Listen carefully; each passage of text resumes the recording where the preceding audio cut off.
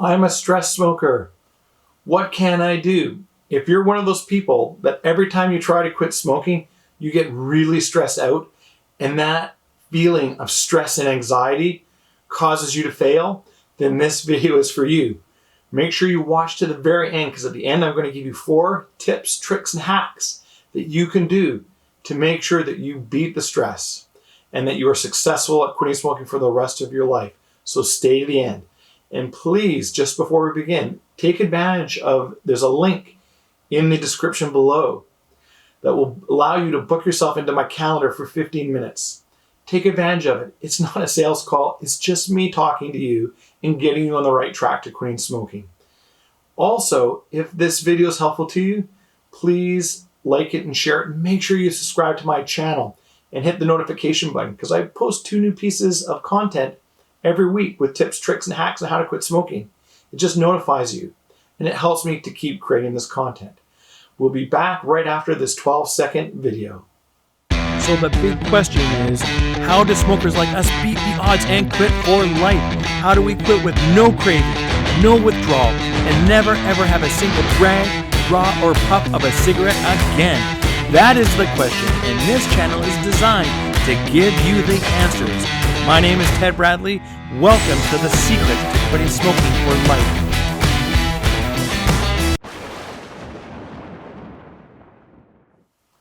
Stress smoking. I'm a stress smoker. What do I do? If you're one of those people that you have a hard time quitting smoking because you always get a lot of anxiety and stress and it causes you to fail, make sure you stay to the end. We're going to, at the end, give you 4 tips that you can do to make sure you beat the stress. So what are we going to talk about in this video? I want to give you some highlights so that you understand the big picture. We're going to talk about what stress and anxiety is. Here's why. If you don't have a basic understanding of what stress and anxiety is, 1, and also 2, if you don't understand what the difference is between stress and anxiety, and 3, how does this work specifically for a smoker? If you don't have that foundation, you can't even begin to deal with it. So it's really important that we just spend a few minutes very quickly just going through what those things are so that you have a foundation, so that when we give you the tips, tricks, and hacks, it makes sense and they become useful to you and you can actually use them to stop the stress and the anxiety when you quit smoking. The last thing is, when I give you those 4 tips, tricks, and hacks, what I'm really telling you is you need to make sure they're part of your quit smoking journey, especially if you have anxiety and stress when you quit. You want to make sure that they're not only part of your quit smoking journey, that any program that you use to help you quit smoking has those elements. Here's why. Only 7% of people ever quit smoking for 10 years or longer without the help of a program. 93% of people who quit smoking for 10 years or longer did so because they did a program. So if that's the case, and you're not in that 7%, you're in that 93%, you're having to use a program to help you quit, make sure it has these elements. Because if it has these elements, you'll be able to actually be successful on your first attempt, believe it or not. So let's hop right into this. What is stress? Stress is a feeling of emotional or physical tension. We all know this intuitively if we have stress and anxiety, because our body starts to actually tense up. We get a physical reaction and our face quenches and our muscles in our shoulders start to tighten up. And you may even get stress headaches. It's a physical reaction to a biochemical reaction that's happening from quitting smoking. We'll go into more detail in a second here. So it's a feeling of emotional or physical tension. It can come from an event or a thought. And this is where we start to cross between a biochemical response and psychological. And we're going to get into more detail about that in a second. So stress is a feeling of emotional or physical tension. It can come from an event that happens to you or a thought. And it usually makes you feel frustrated, angry, and nervous, especially the anxiety part, because stress and anxiety are related. Stress is your body's reaction, because it's a physical reaction, stress, to a challenge or demand. So that's what stress is. Stress is a physical reaction in our body. Anxiety is the mental part. So anxiety usually means a sense of impending doom or failure, or something's about to go wrong and it's just around the corner. So anxiety is the mental part, stress is the physical part, but the two are interrelated, because when we have stress, it drives our anxiety, the mental part. And when we have anxiety, it actually drives what we call psychosomatic reactions. It drives physical stress. So it's kind of a two-way street. It's like two people dancing together, stress and anxiety.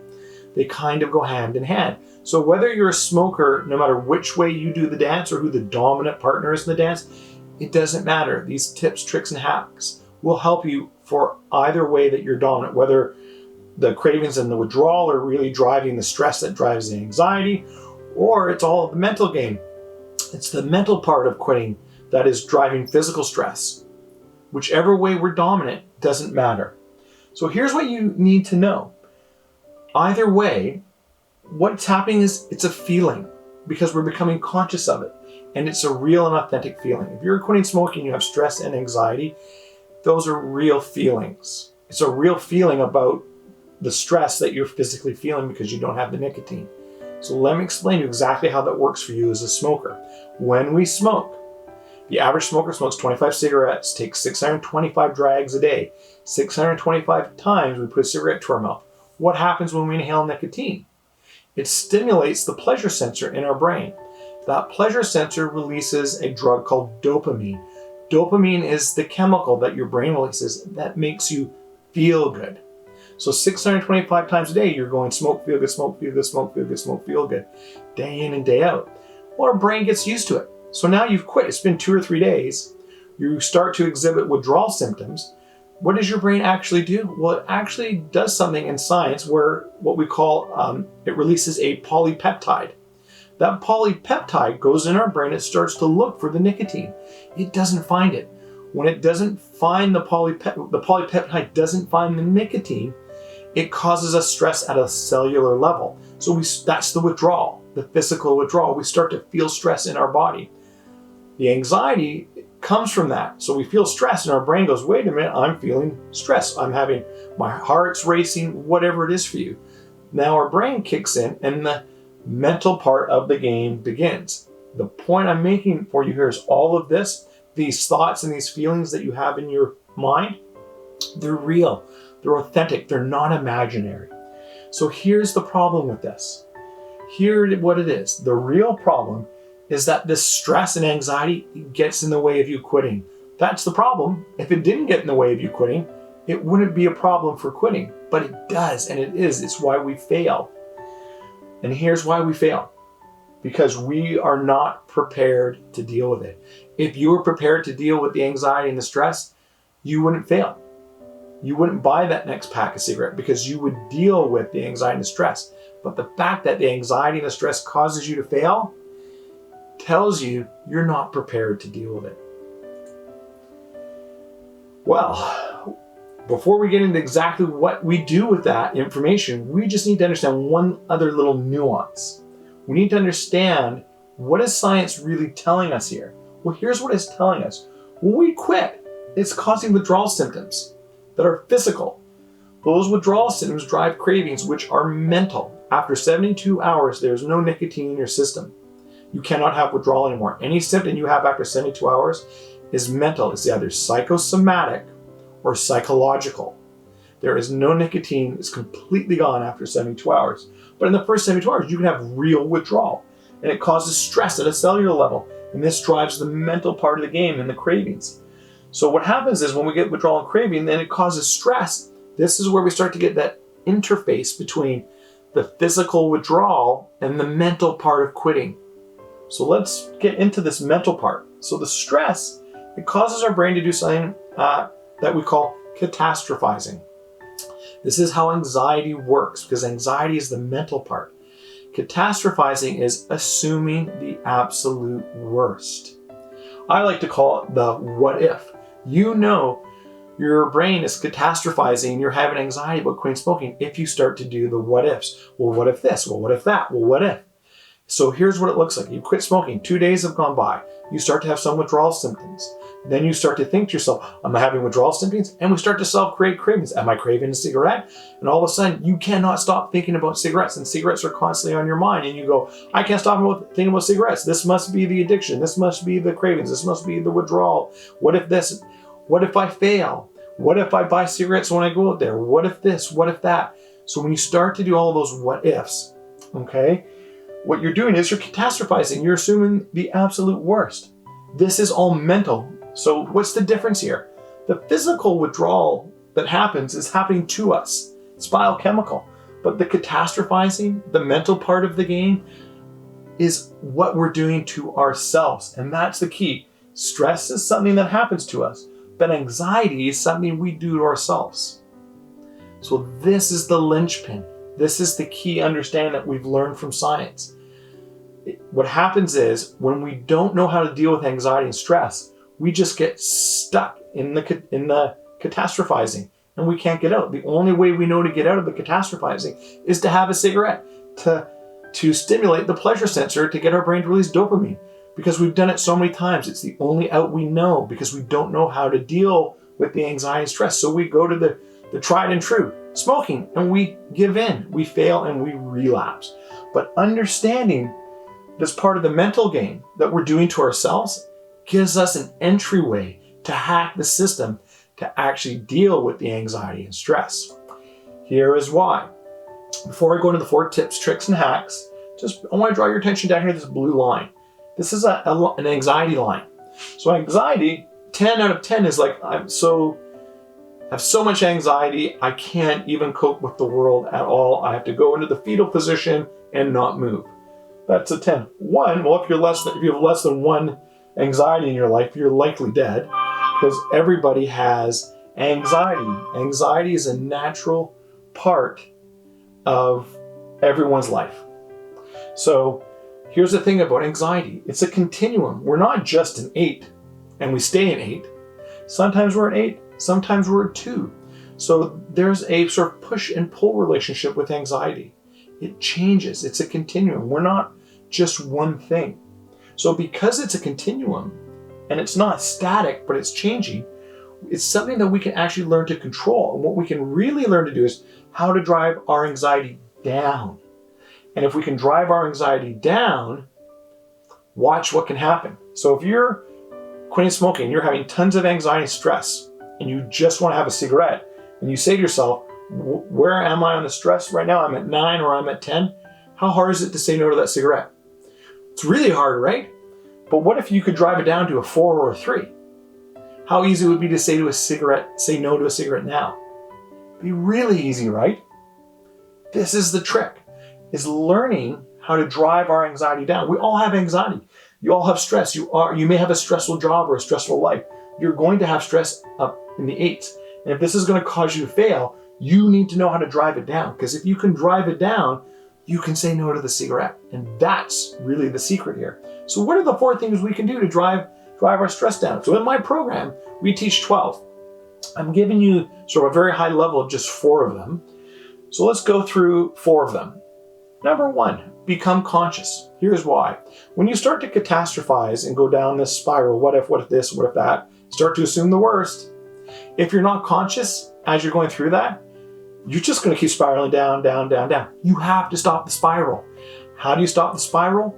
By becoming conscious of the fact that you're in the spiral, becoming aware. So the very first thing we ever do whenever we're starting to stress out and have anxiety and start thinking about a cigarette, we have to become conscious in that moment.